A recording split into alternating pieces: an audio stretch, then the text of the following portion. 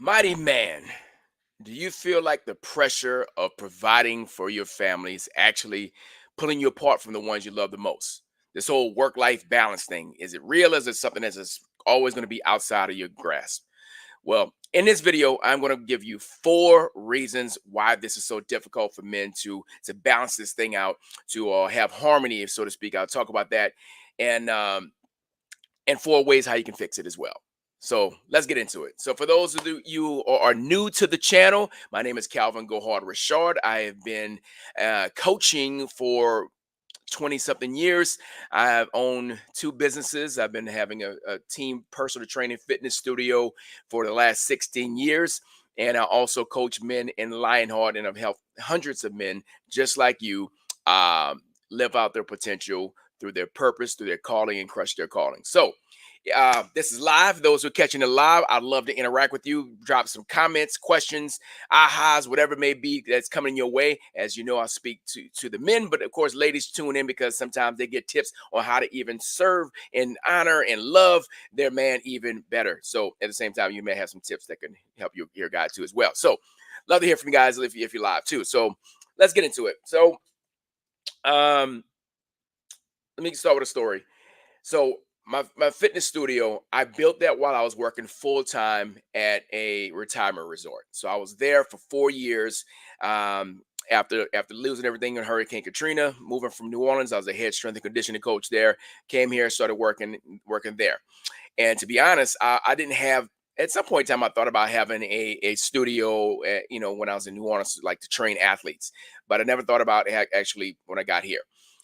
So some folks from my old church were like, "Hey, brother Calvin, we kind of fluffy. We fat. We need to do something about it." I was like, "Well, let's do a little boot camp, 2 days a week. Tuesday afternoon, Saturday morning. We do this. We did this out of the back of my little Dodge Dakota truck that I wound up getting for that, and it grew. People were doing it, and then folks in the community like looking at people who were doing it and was like, "Man, you look good, girl. What you doing?" "Well, this guy at our church is doing this boot camp," and then people in the community were like, "Well, can I join?"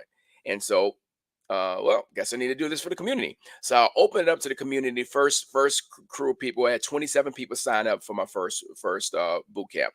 It was done in a parking lot, out of the back of my truck. Folks brought their weights, the whole nine. Now here's the thing: I was working full time at the retirement resort. So I actually would do 2 sessions, 5:30, 6:45. Jump in my do the 2 sessions, jump in my truck, switch out my uniform. I had the taco stand on speed dial, so I can call them up to order my tacos, so I can have breakfast, and then into work. And then I was, managing and coaching and training and all those things along the way for 7 to 9 hours. Um, Jump back in my truck, change uniforms again, and come back and do another session. Now, I thought that was going to be only, like about maybe 6 months. We were working on transition to build our house, and I needed a work history from where I was working there. Even though I saw the writing on the wall that this is something that's going to blow up and it's going to be well, and it's going to be even better than what I'm already currently doing. At the same time, my wife and I were very busy in ministry. We're very involved in our church, our former church, and lots of access, lots of services, lots of doing way too much, way too much. So we had requirements of me working full time, building a business on the side, having a family of three kids, and also balancing off ministry. So our lives were busy, very, very busy. But it was a season. I thought it was going to be 6 months. I had to do the work thing both places for 2 years, going back and forth. Now I know I'm providing for my family, and I'm looking for ways to provide on the next level in this business that I believe God was calling me to grow and to prosper and serve my community in this way. Um, so it was like, yes, daddy may not be around as much for this. And so with that, it was hard. It was hard to balance those things out. My oldest son, he was old enough to remember like me on a computer, him waking up and I'm at 3 in the morning, I'm falling asleep at the table working on the business. You know, working on emails, working on websites, whatever it was that I was doing, it was necessary to grow. And so those are hard seasons. Now the thing is, I always say it's seasons because we don't have to stay there forever. Some guys tend to want to stay in that hustle and grind forever. There's times when you have to build something. I always say that the analogy of when you launch a rocket ship, it takes a lot of energy initially to get it started, but once it gets out into the atmosphere, then it can go more on cruise control. It can be on more on autopilot because things are in place. But it takes a lot to launch a business, launch a new project, a mission, church, whatever it is that you're doing. So I need some water. Mm. So with that, it was hard, but also it was necessary for the season. How do I communicate and work around those particular things when those situations come up? When hard when you still need to do family life, still need to do all those particular things, and I'll explain a little bit more what that looks like. So for me, I don't believe and subscribe to work life balance. I believe it's called harmony because there are seasons where you may have to get launch something new and it's going to be busy, and there's seasons where where things get easier and it's flowing easy. You have more time on your hands. There are seasons when those things happen. So I believe it's not a balance. Like have so many hours. If I have to have 8 hours of work, then I have to have 8 hours of family. Like you don't have that many time, that many hours in one particular day. But how does it look on the weekend? How does it look on on days when you're off and you design times off? Because if you're a business owner, you can work on the business all the time. I love entrepreneurship. I love building business. I love serving people through my businesses. So there's a part of me that I'm always wanting to learn this and that. So I have to shut it off and actually have some boundaries also. And I'm gonna talk a little bit more about that. Have some boundaries for that part of it. So let's get into it, guys. Um, so number one, looking at there are emotional tolls of having this provider role. There are some emotional tolls, how it affects us emotionally. So men, of course, we don't do the best job of communicating the emotions that we feel. We don't do a good job of letting our spouse, letting our coworkers or the people that we lead, whoever it may be, know how we're feeling. Okay, so the emotional status is hard. We wear this. It affects our well-being, sometimes our health, fitness, all those particular things, eating on the go, whatever it may be, that those kind of things that come up. And to have and provide financial stability for your family, it affects you in so many different ways. Sometimes it's feeling of guilt. Am I providing enough? Am I falling short? But while I'm providing, am I spending the time? There's stress, there's some anxiety, there's some of those things that come about. And so how do you deal with that? you know um when you know your way, you're traveling. I'm getting ready to take a trip to go to a conference, and while I'm at this conference, I'm gonna be away from my family. Now I have older kids. Now my kids are adults, so I'm at a different stage of that part. But I'm away from my wife. We know and we have an agreement that when we're gone, because she travels too, she ministers, she speaks, she does certain things like that. We have an agreement that we know that we don't take it personal if we don't talk to each other throughout the day. There might be a text here and there, but we'll communicate at the end of the day. And sometimes the day goes longer because we have social dinners and things like that. We're connecting with people, so it might just be, hey babe, long day. I'll get you caught up tomorrow. I'm heading to bed. Do our best to communicate those particular things, but once again, there are times where it doesn't. We communicate that because that's something part of what we do. Here's a statistic: 70% of men feel immense pressure to provide, often at the expense of family time. This is from the Pew Research. Okay, but of course, what the Bible says is in First Peter 5:7, cast your anxiety on Him because He cares for you. So we're not supposed to hold the burden. We're not supposed to hold these burdens so much. Um, are we going to surrender the anxiety and the stress of it all to God? Are we going to leave it at the altar? Are we going to depend and believe, seek wise counsel, seek wise counsel for others? What does the word say about work? I mean, God, if you look at it, God worked 6 days and it was off one. That's biblical. He took a day off. Sometimes it's hard to take a day off, but you need to. Even if you have to take a half a day one day and half a day another day, for me, I prefer not to work much on Fridays. I keep Fridays as kind of my Sabbath, and I work on Saturdays. So for me, it's more self care. I may get a massage, I may take a ride, I may chill. Now I may be listening something, learning, but that's me. I'd rather do that than watch TV. That's just me personally. So find those things that work alongside those things. So I'm surrendering this pressure to God. I'm allowing Him to do those things. Um, Being able to communicate your thoughts and feelings to your spouse and your kids. I think I've done a decent job of doing that with my wife, but I'll tell you, I failed at being able to communicate what daddy's feeling emotionally, what daddy's feeling with the stress. I really kind of kept that from him. That may be a thing that was good. I don't know. But I really didn't communicate emotional what's going on. I just let them know that these are the things that daddy has to do to provide. And but I did my best to open it up for communication that they can communicate and ask questions about it. But it wasn't really there. The communication wasn't really there too much about that. So I may not have done a great job of that part of it. So just keeping it real. I wish wish you do better. So time, obviously, setting time and being intentional with your prayer time, journaling, self-care, getting out in nature, doing the things that fill your cup. So you're not stuck with just the hustle and grind. Once again, I hate the hustle and grind culture. I was a part of it when I first started. I am no longer there. I want more freedom, flow, fun. I want those things more in my life. So I'm not, I look at business differently now.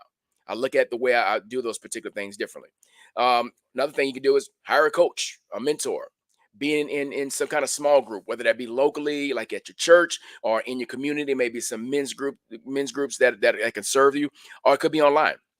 I've been a part of communities in different ways, iron sharpening, having accountability partners. My twin best friend Chad is that person. At the same time, I definitely want to be able to communicate with my wife and have those things going on along the way too. So that's number one. Number two is the impact of marriage, drifting apart. It's easy to drift apart, especially if you're not doing business or ministry together. My wife and I do some things together, but most of the things she serves women, I serve men. There's a part where there's a lot of differences in how we do those things. So those demands can create emotional distance inside of a marriage. The not having the unified time, the devoted time that is necessary. So um, as men, we may unintentionally neglect our wives because of the work, and it's necessary because we can always reason away. Well, I'm doing this for y'all. I'm doing this for you. I'm doing this for the family. You just need to understand. But there's a part of it is like, okay, I want to do it with you. I want to have access to you. There's a part of me that wants to connect with you too as well.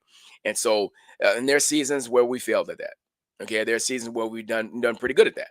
And so, having that time, you can it leads to lack of intimacy, lack of connection, having fun, having joyful moments. Those things can suffer if you're hustling and grinding, if you don't know how to take a break, if you don't know how to have dates and things of that sort.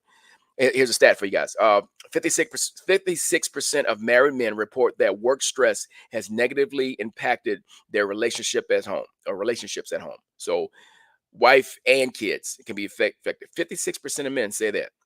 It's a pretty high percentage. Okay.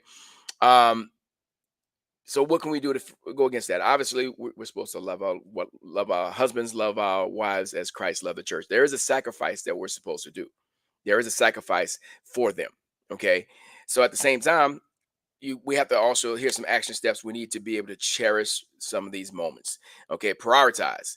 What are the things that are going to build and edify in our marriage? Going back to the dates, doing those particular things. So having regular date nights or date days, break the mold. A lot of times we think, oh, got to have dinner and a movie. This is the only way we do it.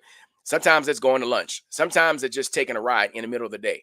So we try to look at ways that break the mold of the normal way of if I can't do it this way, then it doesn't happen at all. It doesn't have to be all or none. Sometimes it's just going to grab a cup of coffee, sit at the lake, do something like that. If you have a lake, if you're anywhere that you can laugh, go a place that you guys can relax there. But also, men, refocus on your wife's love language. Okay, most of you guys, I'm sure, if you're married, somebody at some point in time said, pick up the book about the five love languages. We did it earlier. We've been at conferences, got to be one in live in person with Gary Chapman. We've done a lot of different marital things that strengthen the marriage. But speaking to her love language or serving through her love languages. So, what are they? Physical touch, acts of service, gifts, quality time, and I said gifts. I missed one of them, one of the five missing there. Um, so for my wife, it's quality time is number one, and then gifts. So I have to know that I need to be present. So there are times where we're going somewhere, going like driving to Austin or spending time together, and I'm exhausted. I've had to do that so much more recently, but I'm exhausted. Like, babe, can you drive there? It's about an hour from us. Can you drive and let me take a nap? Or I'm not going to be any good. And then it's hard because I know she wants to communicate on that drive. I know that. So it's like I need the grace so I can actually be present there. So being present, phone down, this and that, being present because quality time is important to her. And gifts. So it doesn't have to be anything big, but the fact that she likes it to come to the house.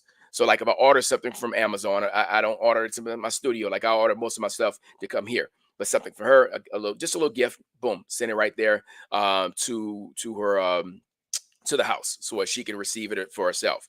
So um pretty big on making sure those things come together. Like mine is physical touch, and but it's not most of the time guys. Oh, I'm physical touch. It's all about sex, and I'm talking about sex. We're just talking about physical touch. I enjoy massage. I enjoy hugs. I enjoy connectivity. I love the physicality of working out.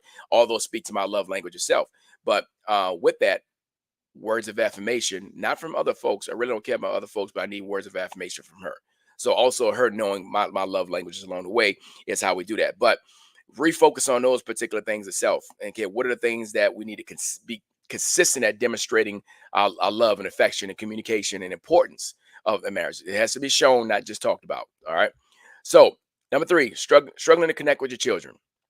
Um, Nobody told me that adult kids are going to be so hard. Yeah.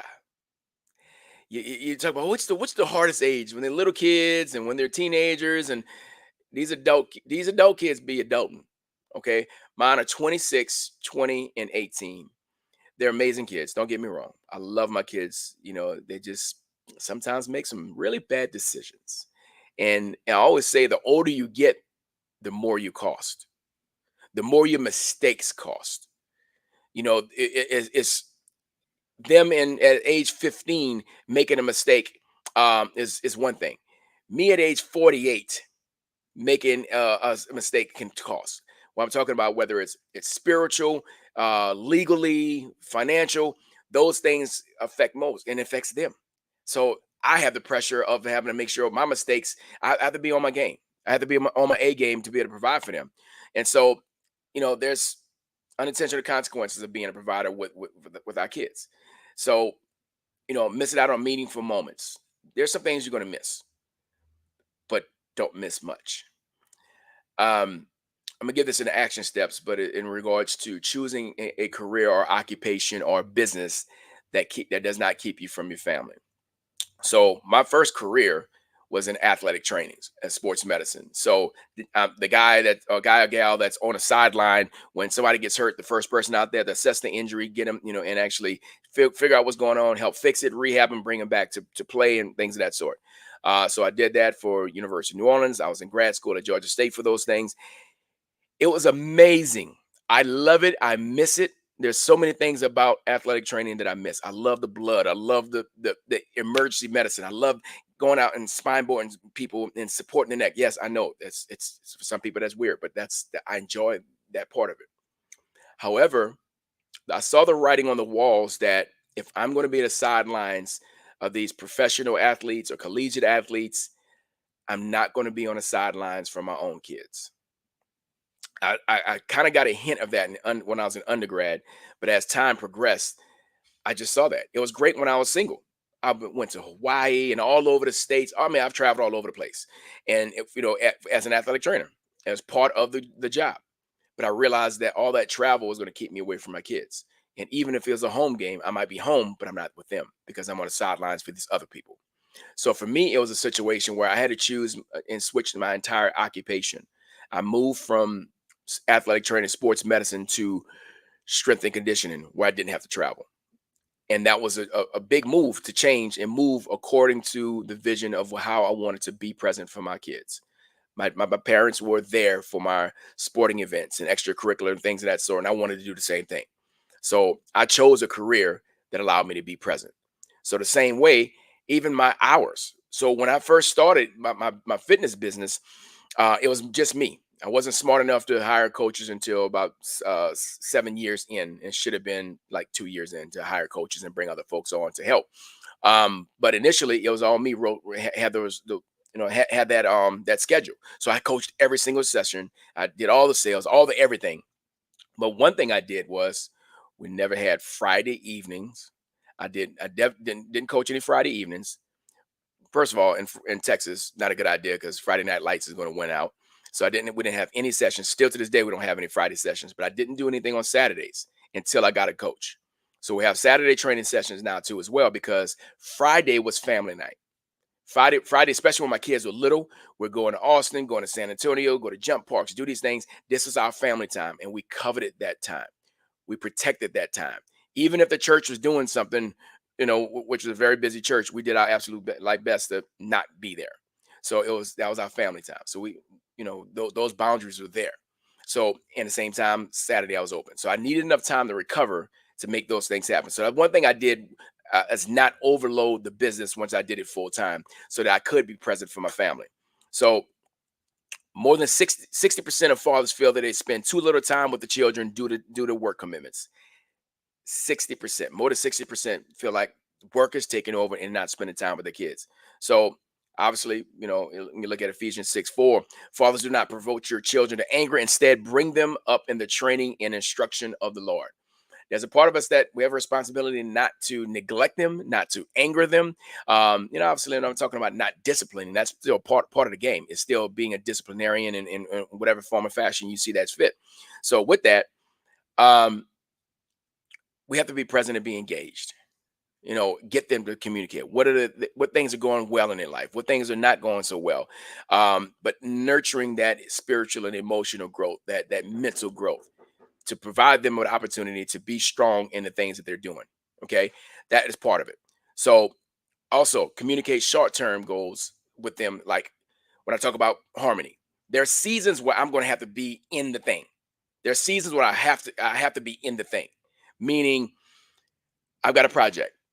I'm going to be out of pocket for the next 3 weeks or 6 weeks or whatever it is. Daddy's got a big project at hand, and I've got to focus in and lock in on that particular project. However, let's celebrate together at the end. At the end, we're going to celebrate and say, okay, it's going to take me 3 weeks to finish this major project. At the end of that, we're going to go take a trip. We're going to go a little mini vacation. We're going to get away for a little bit. And so now they're rooting for dad. They understand that dad is doing something that's for them, for their benefit, and we get to celebrate together. So, hey, understand where I'm at right now, but it's only for a season. But on the other side of that, we get to do this thing together. We get to do this big thing together. That's been very helpful with the communication for my wife and kids. Like, look, I got this big thing. I'm going to be locked in. There's times where I have to go for a weekend. I have to go away for a weekend. Hello? Sorry, I got somebody banging on the door. What? I never had this happen.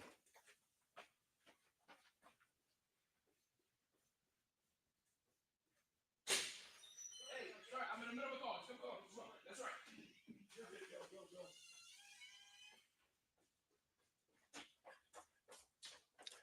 All right, here we go. So AC guys coming to check on things. So anyhow, yes, so communicating that the next thing is coming and how we can celebrate and have that reward together is what's really important in that particular time itself. Sorry about the pause there. When you're doing it live, that's what happens live. Okay. So um as I said, if you can choose a career, you might be in a position where you have the skills to move and change in a different area. Okay. Choosing a career or a job, or even ask, can I work from home some days? Can I be off at certain days? Does that mean if your boss is flexible and allow you to come in and work earlier so you can get off earlier? Yeah, Chris, I know I'm laughing at that's wild. But that was my fault. I did not open the door for the AC guys to come in. So anyway, yeah. So what does it look like? Can you have flexibility in your workplace? Can I go in early? So I can leave late? Can I stay later another day, or whatever it may be, so that I can be there for that particular event, that thing that I need to do? Okay. So part of it is saying, yes, I need to have these. Can I put boundaries in place? Can I put those particular things in place, and maybe like change your career, or change the place you work, or change the way you operate, even if you're running your own business itself? When do you shut it down? Because like I said, it's hard to have the discipline if you're running your own business to be able to stay in place, or to be able to say, this is the only time I'm working. I'm going to shut it off at a particular time. We can do it at other places, but we have to be able to do that for ourselves. And at the same time, Here's something real big for those who are really involved in ministry as well. Whether that's your vocation or you're just involved in your church in so many different ways, there are setting boundaries for that. Setting boundaries for saying no to certain things with ministry. Like Friday nights, as I said before, we look, this is our night. This is family night. There's some things you're not going to do, and do not let anyone bully you into you're serving God. You're not serving God. You're not all in for the vision. If you're not doing this, like no, we failed at that. Okay, there was many things we did okay with it, but at many times we sacrificed our kids at the altar for ministry's sake. Real talk. Okay, and you have to be able to come in and have some boundaries, some borders, in order for you to take care of your family. So that's just real talk for those who are really heavily involved in ministry. Do not allow that to pull away from your first ministry. My first ministry is my wife. My second ministry is my kids. My next ministry is my businesses. That's the order. Yeah, the church comes in there somewhere down the line after the people that I care about. So once again, ministry responsibilities have some boundaries and borders according to that. All right. So last one, sharing the load, the power of partnership and faith. Now, sharing the load we're talking about is sharing the load with your spouse, sharing the load with your wife. Um, but I'm not talking about necessarily financially. Now that could be there. We've been in a position where I've been a primary provider for my family. You may or may not be that person. My wife, she has a skill set and gifts to make way more money and stuff like that. So that's probably going to happen at some point in time because she's just that good. But I've been a primary provider for you know majority of our especially since we met out here in Texas. I've been, basically she stayed home, home state engineer, take care of the kids and writes, ministers, all those things like that, and started building more business stuff as the kids got older in the last several years. So that's kind of changed a little bit of that, but still the load is on me. Adam, where art thou? Even though Eve was the first one to bite, Adam still bit. He didn't come and say, Eve, where are you? Because you did it first and you're the one that gave it to your husband. No, he said, Adam, where art thou? First and foremost, we're still going to be the responsibility from the outside, legally, socially, whatever it is. The real talk, we're going to still be the one at the helm. Okay, so as a husband, provider, not just provider. I know we're talking about provider, but you're a priest, provider, protector, and a pursuer. Pursuer after God for them. Pursuer after my wife's heart, my kids' heart. Those are parts an assignment that I have to have for them. And so, but sharing the load means let's communicate. Let's do some of these things together. Lean on support. Having a rough day, let's talk about it. Versus what most men do is hide, go, go in seclusion, not having those conversations along the way. So it's imperative that we get into those particular couple conversations and the role of sustaining that strength that we have in a relationship inside there. So sharing the load together. Statistic here for you guys is couples who share financial and household responsibilities report higher levels of marital satisfaction and stronger family bonds. And that's from the Journal of Marriage and Family.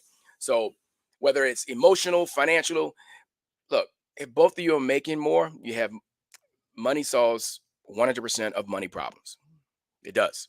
So there's a part where if both or one or whatever it is are understanding that I'm going to be the one that's doing most of it and you're going to do less, or bring it together and both of just like I truly believe make a stupid overflow of money that we can actually give more, have more, provide more, takes a lot of stress away. So if there's ways either for you to help provide, but biggest thing is okay, just don't subtract, don't take away from being on one accord, so you don't take away from what I'm bringing in or what I'm doing, setting the standards. That's one of the things you want to look at too. So really fighting hard to be on one accord financially, spiritually, emotionally is one of the biggest things to do that. um the strength and relying, first of all, relying on God first and foremost, but being in unison with that. Are we on one page when it comes down to budgeting? Are we on one page when it comes down to how we're going to spend, how we're going to save, how we're going to invest? Are we on one accord with those things? That way, we're, what I said, a triple breaded cord is not easily broken. So us two plus God all together on the same accord, that's going to allow us to be able to flow together. Of course, the obvious, pray together on a regular basis. Pray for one another and with one another on a regular basis is going to be major too as well. Um, Here's another one: give each other space to be themselves. Give each other space to be who you are. I need to give her space to go with her friends and hang out and do her girly things, and I need her to give me the space to hang out with my dudes, or to go do something that fills my cup. So all those particular things itself.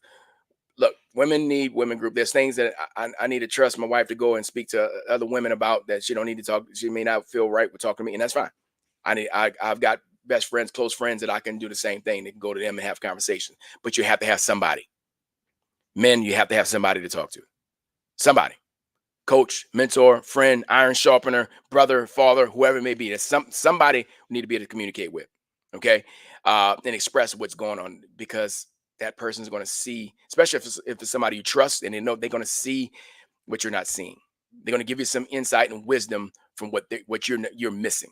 Okay, so it's important to have those kind of iron sharpeners in our life in some form or fashion. Okay, um, share the load with the kids. You know, have them participate in family planning. That's something I didn't do as well. I look back at now. It's like they probably could have planned some other things. Now we did. We say we're going to Six Flags. What do you want to do? This one, not do that. You know, we had one vacation that was 8 days. That's too long. I love my family, but 8 days was just way too long.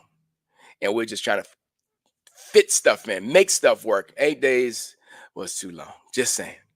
It may not be for y'all, but for you, when you have teenage and younger, they're younger and stuff like that, that's just too much. So, but get them to plan and be a part of those kind of things itself too. So, um, yeah, that's what I got for you guys. It's about being intentional with that conversation, because yes, I need to provide, but I need to be able to provide in a way that's not at an expense of the depth of the relationships, of the key relationships in my life. To be able to take care of myself, even self-care, recreation, my health, my well-being, mentally, physically, spiritually, emotionally, financially, all those things need to be attended to. And so what does that look like? And knowing how I can communicate better, knowing that there are goals, there are things that I'm aspiring for. And like I said, it's more of a rhythm, or a season versus a work-life balance, because it doesn't always balance out. But the communication will balance it out. The intentionality of togetherness will balance it out. The willingness for each other to prioritize each other and lean on each other makes a difference. Bringing the kids in, being present.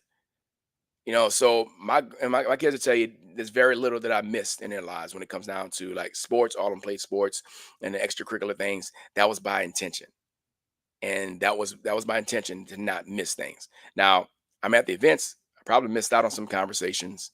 Probably missed out on some things that I hope they could communicate to me one day down the line at some point in time as they get older. But we're doing our best. So providing does not have to be at the sacrifice or the expense of the key relationships in your life. It does not have to be at the expense of your health, your well-being. It does not have to be expense of I need to be all these places and can't be involved in my faith walk. All these things are going to be foundational. Your faith and your fitness, your family, all these things, friendships, all these things are going to be important with those to your life. So don't make the providing such a thing that it you miss out on the other things. So once again, subscribe, comment, like, do all the YouTubey things there. Share this with somebody who may need to hear it. And let's keep growing, keep building. So love you guys. God bless. Go hard. Peace.